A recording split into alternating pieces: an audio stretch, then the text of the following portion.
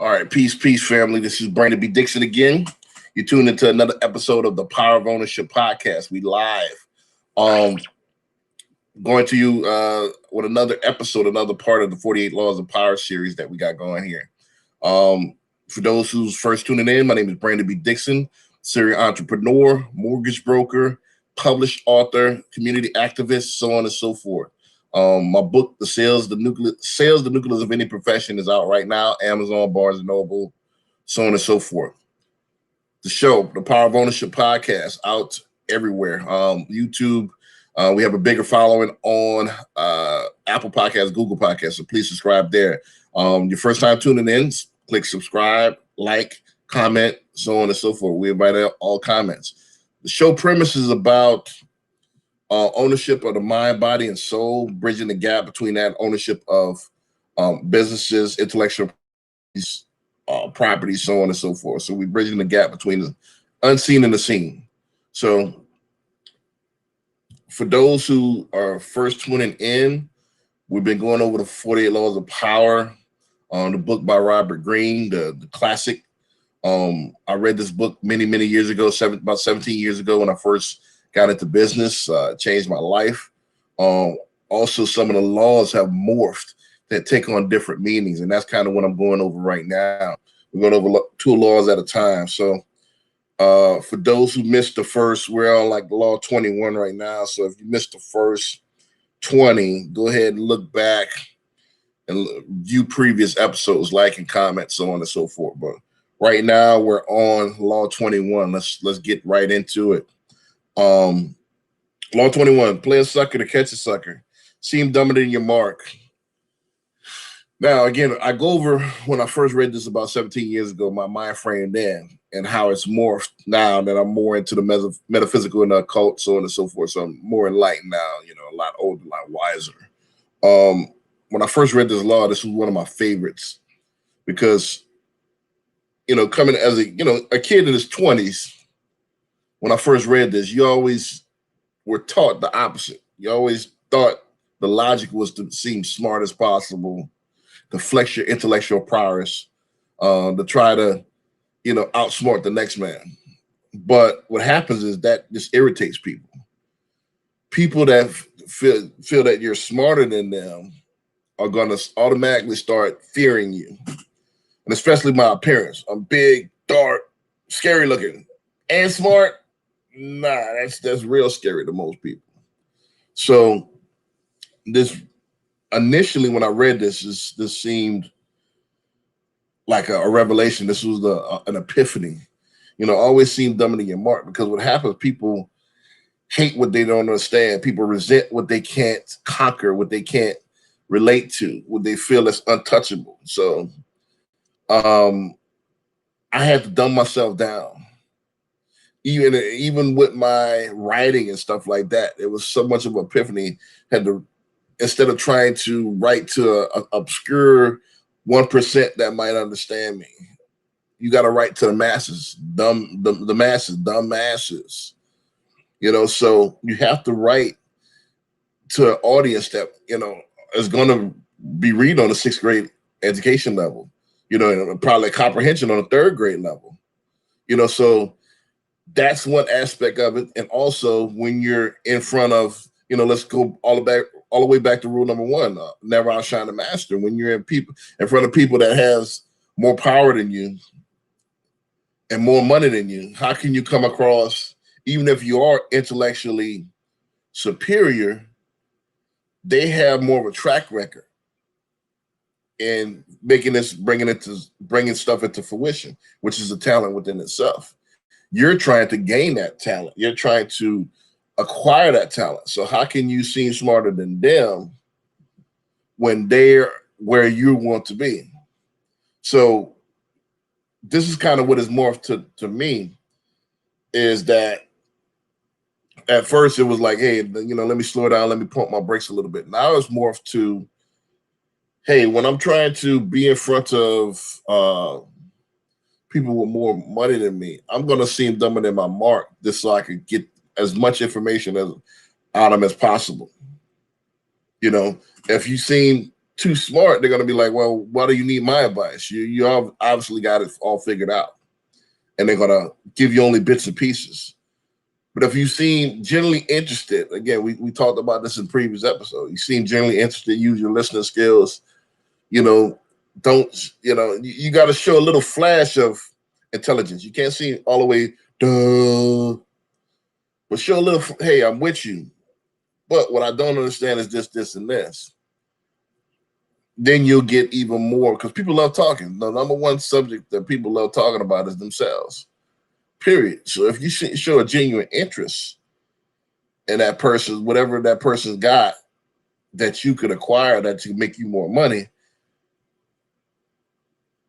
here comes the acting. This is in my book. This is one of the chapters in my book. Seem dumber than your mark. I give you an example. Even with my mentor, intellectually, we're not on the same level. Intellectually, I probably can run circles around him.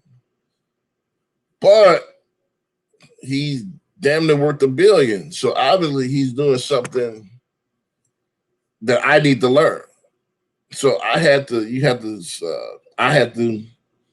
suck up my pride, humble myself, and just learn what what's in his bag, in his element. That way I could take that particular knowledge, merge it with what I got, and then I could then be greater in the long run. That's my take on that. So you play a sucker to catch a sucker, meaning not try to flex your weight in parties, or in social gatherings, but flexing your weight as far as mentorship. I mean, playing a sucker to catch a sucker as far as mentorship. One other aspect that you got to play a sucker to catch a sucker, seem dumber than your mark, is in certain relationships. Certain relationships you can't be, necessarily who you are, because most people are gonna, especially with us nerds, you're gonna be aggravating. Either you're gonna have to find somebody that's similar to you, which is hard to find, or you're gonna kind of have to play dumb, in order to be in that relationship, in order to get what you want. That's just what it is. Sad to say, but everybody's not on. I had to learn this early in life. Everybody's not on the same level. You can't make everybody on the same level.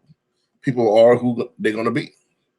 Let's go to law number 22. Use the surrender tactic. Transform weakness into power. Now, when I first read this, my cousin and I went over this about 17 years ago.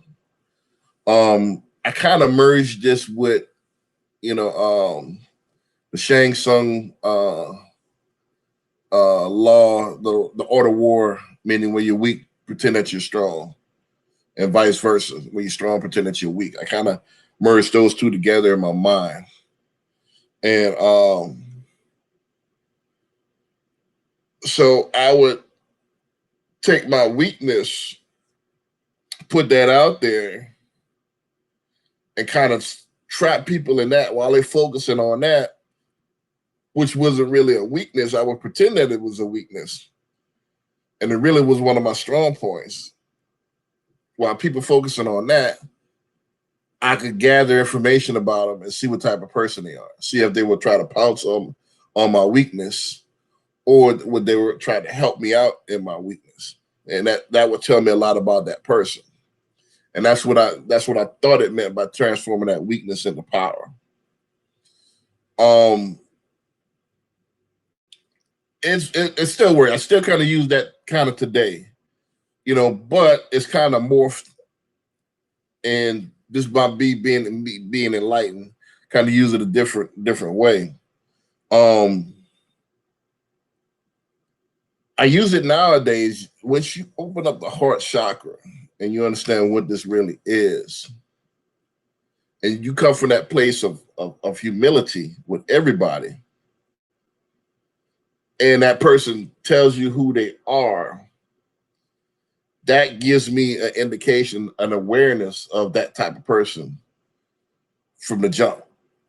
So it gives me a significant amount of power because I already know how to categorize that particular person and how to adjust my judgments accordingly, if this makes sense. So if this person's an a-hole, and I come with humility and they still be an a-hole, I know I kind of typecast that person. I already know what that person is. I give you an example. I went over this one of the first shows, like, when my book first came out, I got over 1,000 people in my, which is going to be expanding. So, because I got a ton of cards of people that I've been meeting and stuff like that. That's all going to go into my phone here in a second. And go into I'm getting an Excel spreadsheet and going into my CRM here in a second. So thousands of cards. I've been moving and grooving. But the point of the story is I have over 1,000 contacts at the time when my book first came out, and I'm texting everybody individually. Person I thought was an ally and a good friend gave me grief about buying my book. So long story short, that when you come in humility, hey, please show me some support, and people show you who they really are. That in turn, now I know that I'll never spend money with this guy again. He has his own business that I used to patronize. In fact, you see one of his works right in the back of me, Fukupami, my clothing line that I started. When was this, in 2004? This is the first shirt that I had framed. So actually, he framed that for me. So he'll never get another dollar from me, never get a penny from me now. So that's how I use that law. I let people hang themselves. I let people show me their true character, and I make my judgments and make my decisions from there. So I let people tell me who they really are. When it comes to support, I support those who support me. Don't support me, I don't support you. That's just what it is. So I let people, and I'm done with chasing people that, that I think that might give me, try to make them support you, or you try to make people friends. Can't do that. This has to be. It has to naturally be. I'm not trying to make anybody my friend. I'm not trying to make anybody close in my circle. Those days are done. I'm not trying to make any woman date me. This has to naturally come. If it doesn't naturally come, I'm not with it. It's so many people out here. There's 7 billion people. There's no need to stress or sweat one. So that's how I is morphed to that. And I kind of show who I am, show humility, and I watch people from there. So again, I'm not going to keep it too long. At Billionaire Loan Officer on all social media. Please like, follow, at me, comment, so on and so forth. Snapchat at Billionaire Loan Officer. YouTube at Billionaire Loan Officer. Follow me everywhere. We got more shows coming out pretty soon. Be on the lookout for that. I got so much coming. Just stay tuned. You need a mortgage, again, www.hocmortgage.com. Now it's mortgage season. A lot of people are getting in before the end of the school, the end of the summer, so they can get the kids in school. So now's the time. So with that, I'm gonna say God is a verb. Oh, the God is a verb t-shirts are on sale right now. I think we got 10 more days. So all of these t-shirts are gonna be limited edition. So please get your God is a verb t-shirt. Go to my Instagram, click on the bio. Link is in the bio. Order your God is a verb t-shirts. It's available in 2 colors. So the merch is out. With that, remember, God is a verb, and personal responsibility is your only savior. With that, I'm going to say peace.